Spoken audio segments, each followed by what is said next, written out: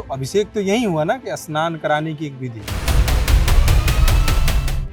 एक पूरे भारत में एक बड़ा वर्ग है जिसके लिए शिवलिंग पर दुग्ध का अभिषेक करना, दूध चढ़ाना अवैज्ञानिक है। अच्छा, अगर वो मान लीजिए कि राजा बनते हैं तो राज्याभिषेक होना और परशुराम के रूप में उनको तस्वीर में रूपांतरित करके अभिषेक होना, दोनों में अंतर है।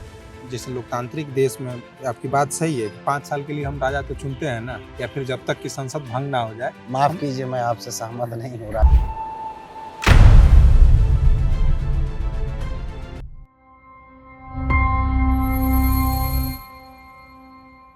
आज बनारस से एक तस्वीर आई, एक वीडियो आई, जिसमें कुछ लोग राहुल गांधी को भगवान परशुराम के रूप में प्रदर्शित कर रहे थे और साथ में जो कुछ कर रहे थे वो था उनका दूध से अभिषेक। ये पहला मामला नहीं है। हिंदुस्तान में कोई भी नेता हो, चाहे मोदी हो, राहुल गांधी हो, योगी आदित्यनाथ हो, या फिर तमाम बड़े नेता, उनका अभिषेक होते आया है।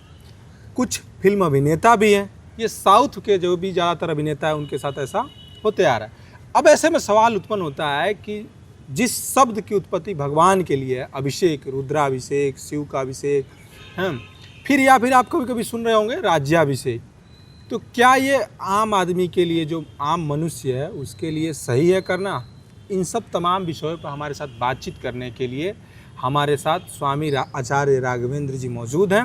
सर, स्वागत है आपका। स्वामी जी, बताइए कि क्या ये सही है कि आम आदमी अगर किसी दैविक चीज़ को अपने लिए परफॉर्म कर रहा है तो ये कितना सही है, और गलत है तो कैसे गलत है? गलत है।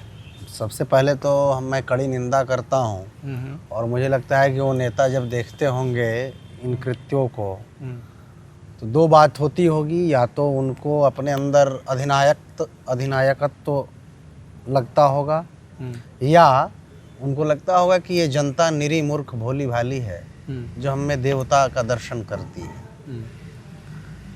यह केवल राहुल गांधी का विमर्श नहीं है या किसी एक नेता का विमर्श नहीं है। आप बिहार में देखिए कि लालू प्रसाद यादव के जन्मदिन पर एक पूरे भारत में एक बड़ा वर्ग है जिसके लिए शिवलिंग पर दुग्ध का अभिषेक करना, दूध चढ़ाना अवैज्ञानिक है।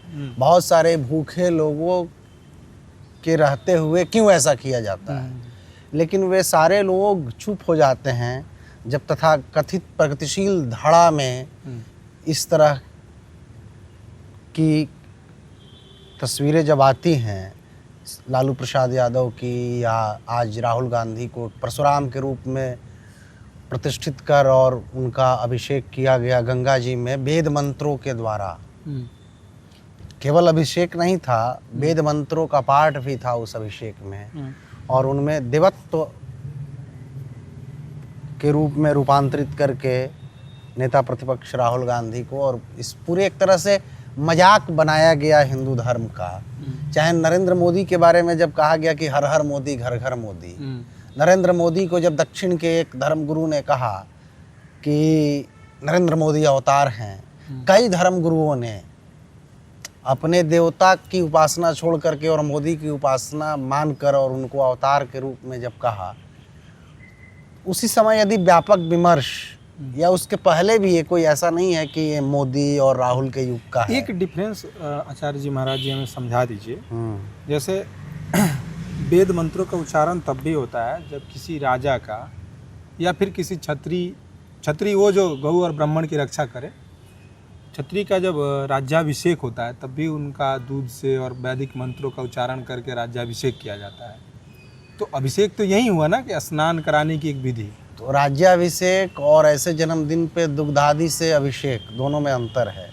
जैसे क्या है वो? राज्याभिषेक तो मान लीजिए कि अभी भी आप उसका सूक्ष्म या प्रतीकात्मक रूप आप देखें कि किसी धर्म गुरु को जब गद्दी पर बैठाया जाता है तो उस समय उनको नाना औषधियों से, विभिन्न पदार्थों से उनका अभिषेक किया जाता है। वो उसका सूक्ष्म रूप आप इस 21वीं सदी में आप देख सकते हैं प्रतीक के रूप में। तो राज्याभिषेक होना और परशुराम के रूप में उनको तस्वीर में रूपांतरित करके अभिषेक होना, दोनों में अंतर है।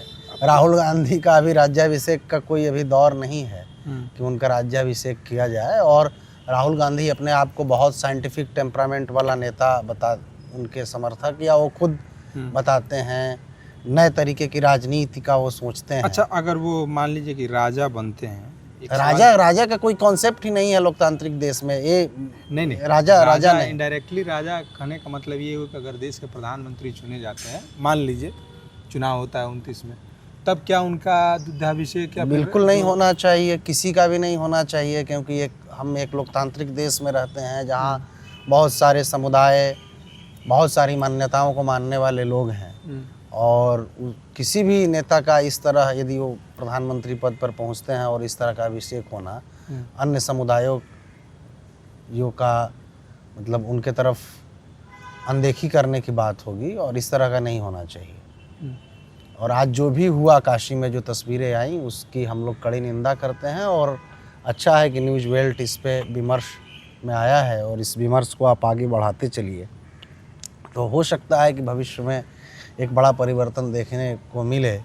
और ये जो थोड़ा सा और डिफरेंस क्लियर कर दीजिए, जैसे कि जैसे लोकतांत्रिक देश में आपकी बात सही है कि 5 साल के लिए हम राजा तो चुनते हैं ना, या फिर जब तक कि संसद भंग ना हो जाए। माफ़ कीजिए, मैं आपसे सहमत नहीं हूँ। राजा ही चुनते हैं, माफ़ कीजिए, क्योंकि वो निर्णय लेता है, वो सर्वोच्च पद पे बैठा हुआ व्यक्ति होता है। तो जैसे राजा का कॉन्सेप्ट है, पुराने समय में चला आ रहा था कि बहुत अंतर है। आपको राजाओं के, पुराने समय के राजाओं के कॉन्सेप्ट और उनके दर्शन को पढ़ना चाहिए, और आज के प्रधानमंत्री को एक बार जरूर देखना चाहिए। मैं बिल्कुल इन सब चीज़ों पे अध्ययन करके ही आया हूँ, इसलिए पूछ रहा हूँ कि हम कुछ क्षणिक समय के लिए लोकतांत्रिक देश में या लोकतांत्रिक व्यवस्था में जब तक कि संसद का कार्यकाल होता है तब तक के लिए हम चुनते हैं।